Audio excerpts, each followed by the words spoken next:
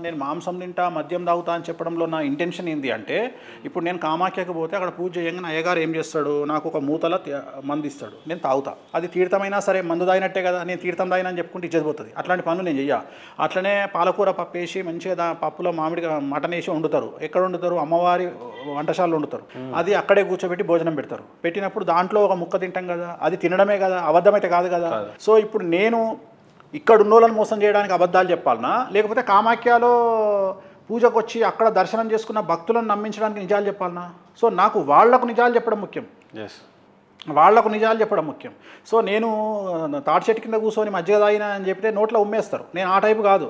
తాటి చెట్టు కింద కూర్చొని కళ్ళే తాగినా అని చెప్పుకునే రకం నేను. అందుకనే నేను అక్కడ కామాఖ్యలో ఏం జరుగుతుందో అది నిజమై చెప్తున్నా. అంతే తప్ప నేను ఇక్కడున్న జనాలను సాటిస్ఫై చేయడం నా ఇంటెన్షన్ కాదు. నాకు వద్దు నాకు వీళ్ళు కామాఖ్యకు పోయే వాళ్ళకు నిజాలు చెప్పాలి అనేది నా ఉద్దేశం. ఏ రకంగా జరుగుతుంది స్వామి ఈ పూజ? దీనివల్ల ఎంతసేపు చేస్తారు ఆ పూజ? ఇది మామూలుగా మనకు ఇక్కడైతే మనం 1 డే చేస్తాం. ఎంత కాస్ట్లీ ఉంటుంది? ఫస్ట్ ఆఫ్ ఆల్ కాస్ట్లీ ఉంటుంది, 2-3 లక్షల నుండి స్టార్ట్ అవుతుంది. అది మనిషి లెవెల్ను బట్టి ఉంటుంది. అది మనిషి లెవెల్ను ఉంటుంది. ఇప్పుడు నేను చెప్పిన ఇందాక ఇప్పుడు ఒక సీఎంను దించడానికి గెలవడానికి 72 కోట్లు ఖర్చు పెట్టి, అట్లనే ఇంకో సీఎంను దించడానికి 15 కోట్లు ఖర్చు పెట్టారు. సో వాళ్ళ లెవెల్ను బట్టి వాళ్ళు పెడతారు. ఇప్పుడు అందరూ జరుగుతుంది స్వామి పూజ, ఇది ఎంతసేపు జరుగుతుంది? సమయం ఎంత కేటాయించాలి? ఇది ఇక్కడ మన దగ్గర అయితే మనం చేసేది మన ఆఫీస్లో చేస్తాము. ఇది మార్నింగ్ 10 to ఈవినింగ్ 7 వరకు జరుగుతుంది. మళ్ళీ తర్వాత ఇంకో పూజ ఉంటుంది, అది కూడా అంతేసేపు జరుగుతుంది. కానీ కామాఖ్యలో జరిగేది మాత్రం 4 hours జరుగుతుంది. ఓకే, ఓన్లీ 4 hours కామాఖ్యలో కంప్లీట్ అయిపోతుంది పూజ. మీ క్లయింట్ సక్సెస్ ఎవరైనా ఉంటే చెప్పగలరా స్వామి? చాలామంది ఉంటారు. నా సక్సెస్ రేటు 97% ఉంటుంది. అంటే ఇది చేసిన తర్వాత ఈ సెలబ్రిటీ పాపులర్ అయ్యారు అని చెప్పడానికి ఏమన్నా? రష్మిక ఉంది కదా, ఎవరో ఎందుకు, రష్మిక ఉంది, నేషనల్ క్రష్ రష్మిక ఉంది.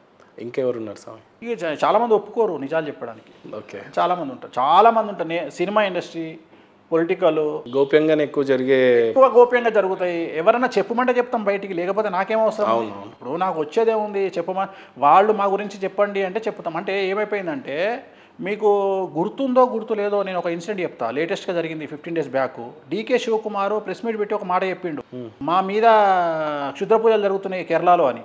మన లేటెస్ట్గా 15 రోజుల కింద ప్రెస్ మీట్లో ఆయనను దించడానికి, సిద్ధరామయ్యను దించడానికి, ఈయనను దించడానికి 15 రోజుల కింద కేరళలో బలులు జరుగుతున్నాయి అని చెప్పి స్టేట్మెంట్ ఇచ్చిండు. సో ఇవాళ ప్రతి దగ్గర బ్లాక్ మ్యాజిక్ జరుగుతున్న సందర్భంలో ప్రతి ఒక్కళ్ళు ప్రొటెక్షన్ కోసం ఏదో ఒక పూజలు చేసుకుంటారు.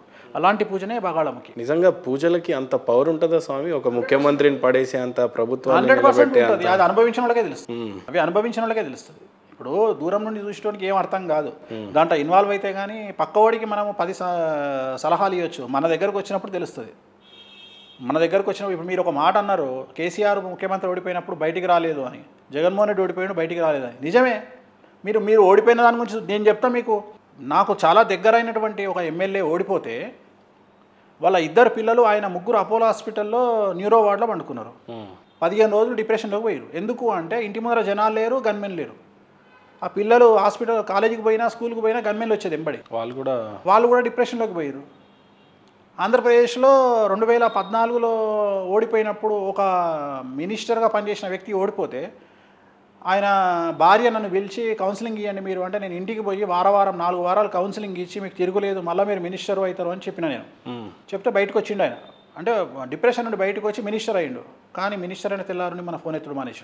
అట్లాంటివి కూడా జరిగినాయి. సో ఇప్పుడు కూడా ఉన్నాడు, ఇప్పుడు ఒక మినిస్టర్ ఉన్నాడు. తెలుగుదేశంలో కూడా ఇప్పుడు ఒక మినిస్టర్ ఉన్నాడు.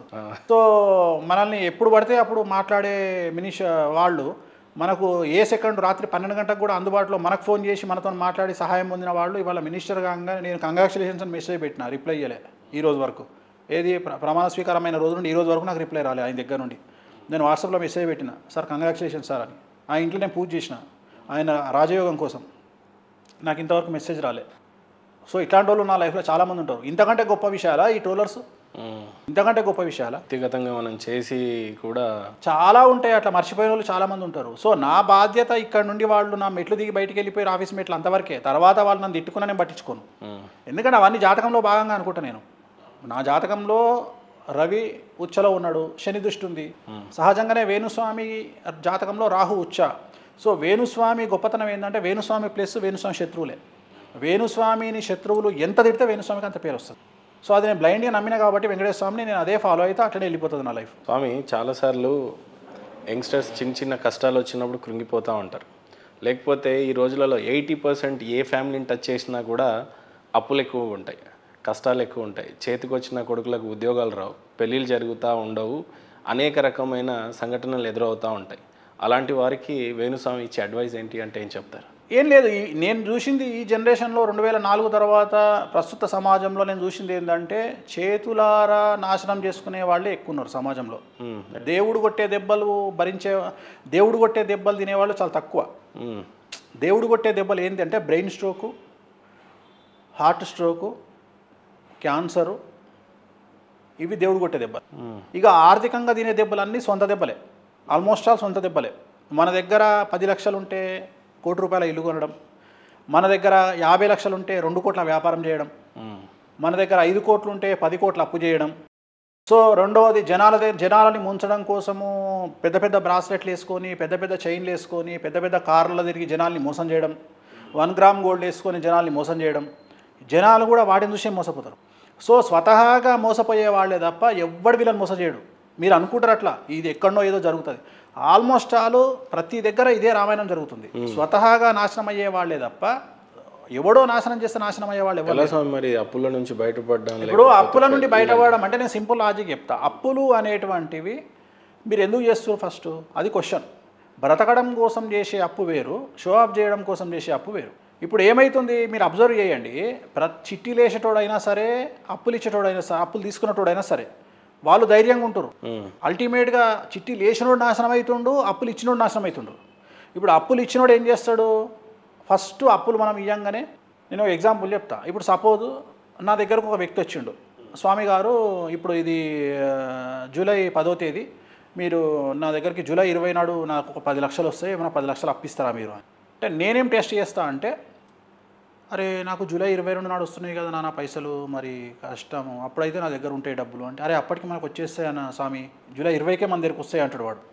మన తెలివి చూడండి అంటాడు. అన్నాక ఇక ఇక్కడ కట్ అయిపోతుంది.